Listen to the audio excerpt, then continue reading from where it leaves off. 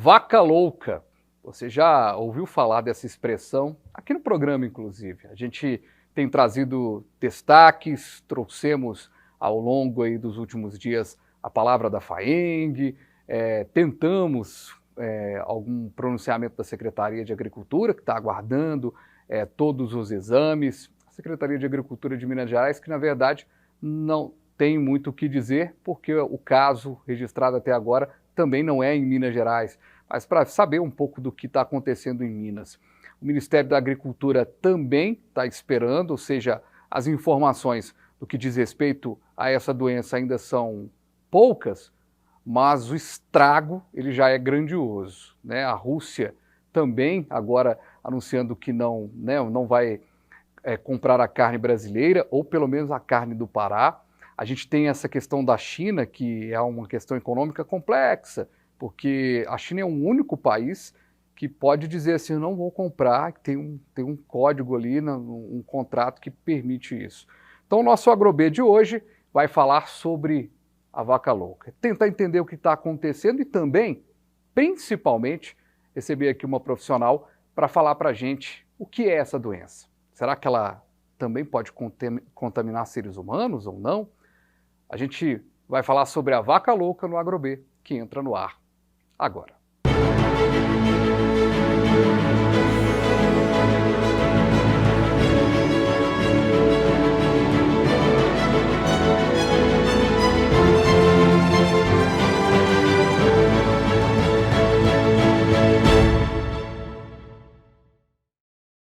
Que bom, mas que bom que você está aqui comigo no canal Viver Brasil, aqui no 527 da Claro, HD 9 Claro Analógico, no youtube.com/canal Viver Brasil. Estamos chegando com o nosso jeito diferente de falar sobre agronegócio e hoje falando sobre a vaca louca. Quem está aqui comigo é a Ana Scott, professora do curso de Medicina Veterinária da UNA, médica veterinária. Doutora, satisfação recebê-la aqui para a gente falar da vaca louca, né? Eu que agradeço o convite.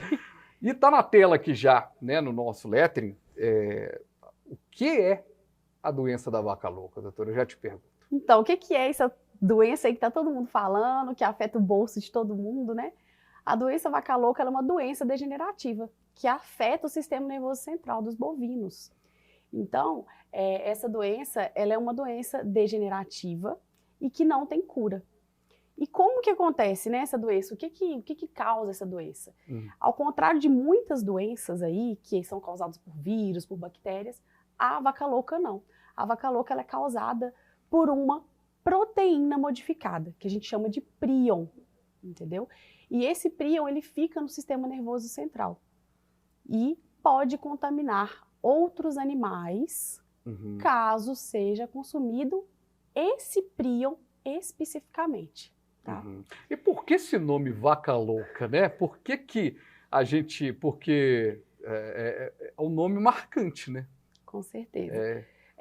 Como essa é uma doença degenerativa que afeta o sistema nervoso central, então vamos falar de encéfalo em si, ela é uma doença que ela causa incoordenação. Então a vaca ela fica incoordenada, ela fica louca, digamos assim, ela muda o seu comportamento normal e começa a apresentar um comportamento diferente do que ela costuma ter. Então, por isso, ela pode levar a essa demência e o pessoal denominou essa doença de vaca louca. Pois é, e nessa loucura toda da vaca, a gente tem um problema econômico no Brasil. Por que, de certa forma, eu vou chegar, viu, gente, naquela parte se contamina o ser humano, senão... Vou chegar nessa parte. Calma que a gente chega lá.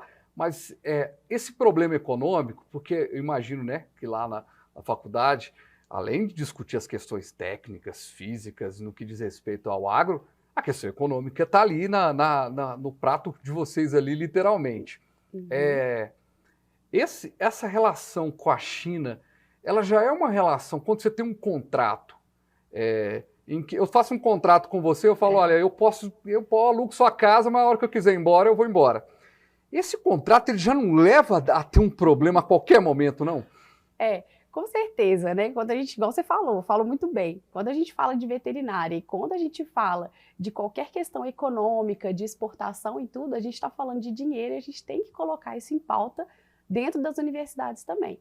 E é importante que o produtor fique antenado a essas condições, essas coisas que acontecem, para também entender um pouquinho de como funciona o mercado. Uhum. Então, você falou assim, esse acordo, ele não é um acordo muito inteligente, vamos dizer assim. Uhum. Mas vamos voltar lá em 2015, né?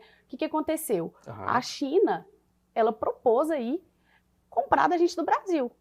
Na época, o Brasil falou, que isso, vou aproveitar essa oportunidade. Vem que eu tô querendo. Vem que eu tô querendo. E é óbvio que dentro de uma negociação, de um acordo sanitário, que foi o que eles fizeram lá em 2015, houve tanto o que a China queria, quanto o que o Brasil queria. Então chegou-se a um consenso de que, se houvesse qualquer caso de vaca louca aqui no Brasil, ia acontecer um alto embargo. Uhum. Então, o próprio Brasil, antes mesmo de sair na mídia nem nada, ele já iria fechar essas exportações. E foi o que o Brasil fez. Okay. Para manter a boa vizinhança. Por quê?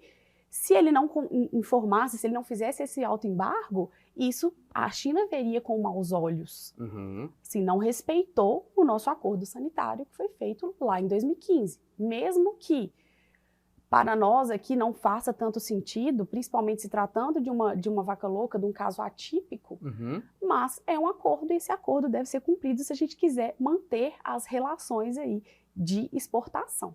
Agora, professora, você citou uma coisa interessante, quem está acompanhando tem essa dúvida, e é a minha dúvida também.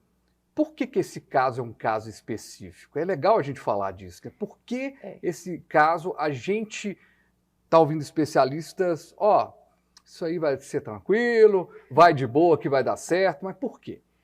Porque é o seguinte, como eu falei para você no início da entrevista, que ela não é uma doença, igual a gente fala de bactéria, não é uma bactéria, não é uma doença infecciosa. Uhum. Ela é uma doença causada por um prion. E esse prion, ele pode simplesmente surgir de forma espontânea, através de uma mutação genética. E isso acontece em animais mais velhos. Tá? Uhum. Então, animais com idade aí superior a 30 meses. Então, ocorre uma mutação no encéfalo, essa proteína muta e vira esse prion contaminante, que é esse prion da vaca louca. Uhum. Tá?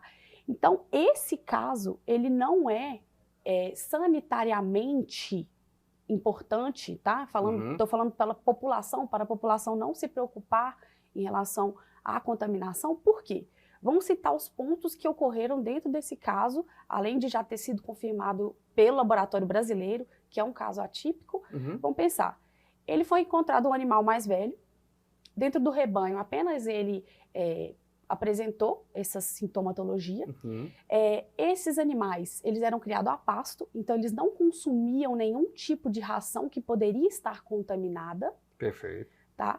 E esse animal foi isolado imediatamente, um médico veterinário identificou esse animal alterado, essa sintomatologia. Assim que o animal foi identificado, o Ministério da Agricultura conseguiu ir lá no foco e fez o abate desse animal, né, a eutanásia desse animal, e coletou as amostras. Uhum. Mandou as amostras para o laboratório oficial, que a OIE exige, né, que a China exige, que é o laboratório lá do Canadá, e mandou aqui também para o nosso laboratório oficial aqui do Brasil, o laboratório do Ministério da Agricultura. Uhum. Então, a gente tem vários casos, vários pontos que nos levam a essa questão de ser uma doença atípica.